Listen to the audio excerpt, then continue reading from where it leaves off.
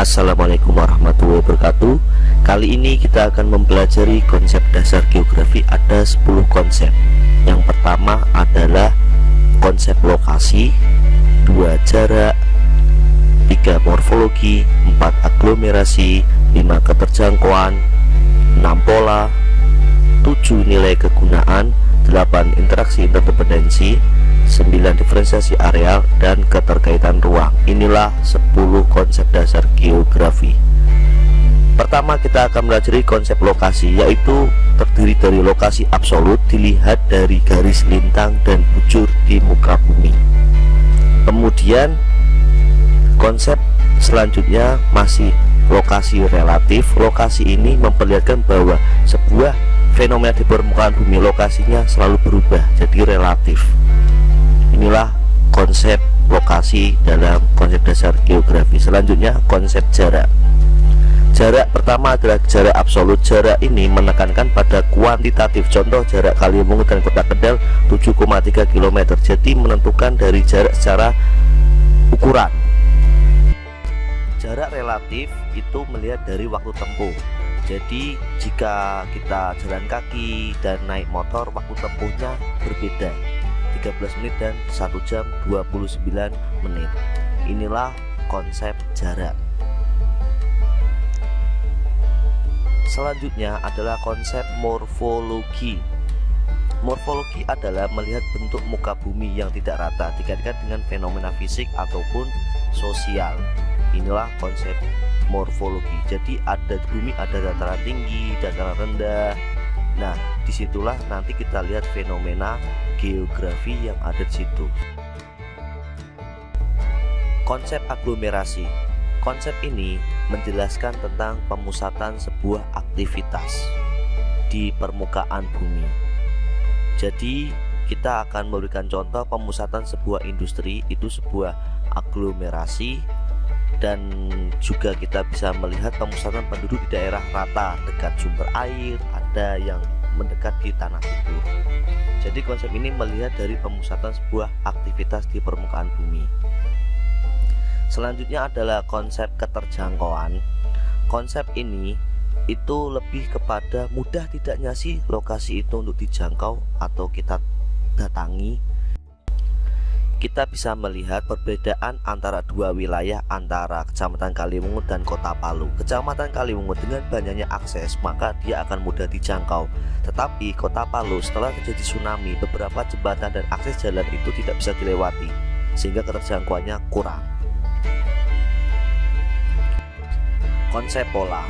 Konsep ini menjelaskan tentang bentuk sebuah fenomena yang ada di permukaan bumi, baik alam ataupun sosial.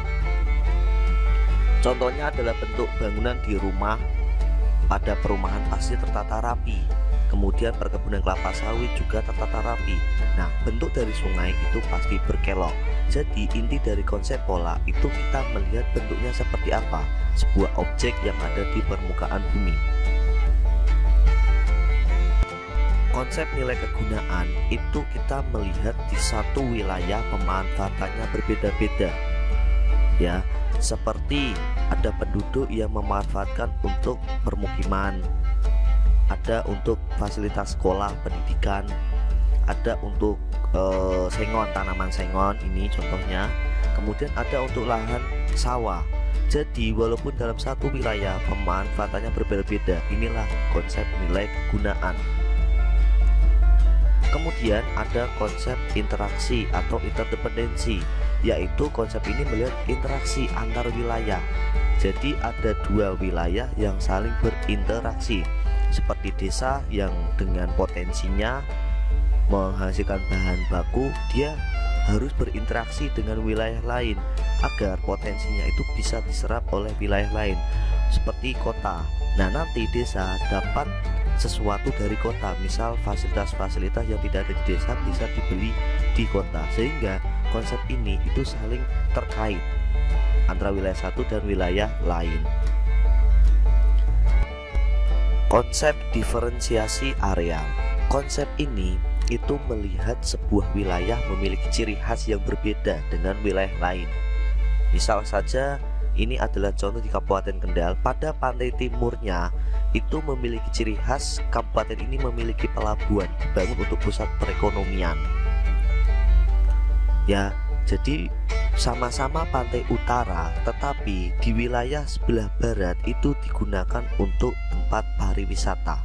Jadi intinya sebuah wilayah ini memiliki ciri khas pembangunan masing-masing. Nah, inilah konsep diferensiasi areal. Kemudian kita akan belajar tentang konsep keterkaitan ruang. Pada keterkaitan ruang itu melihat suatu fenomena yang berkait erat dengan fenomena lain dalam satu ruang, dalam suatu wilayah. Ya, contoh pembangunan PLTU Batang, Kabupaten Batang, Provinsi Jawa Tengah. PLTU ini menggunakan batu bara. Ya, dengan penggunaan batu bara pastinya dia kan harus dekat dengan laut. Kenapa? Karena di Jawa tidak memiliki batu bara. Makanya dibangun sebuah dermaga agar proses pengiriman batu bara lebih mudah. Biasanya dari Pulau Kalimantan itu kan terkenal banyak batu bara. Jadi peristiwa yang ada di Kabupaten Batang ini terkait erat dengan PLTU batu bara. Inilah konsep keterkaitan ruang.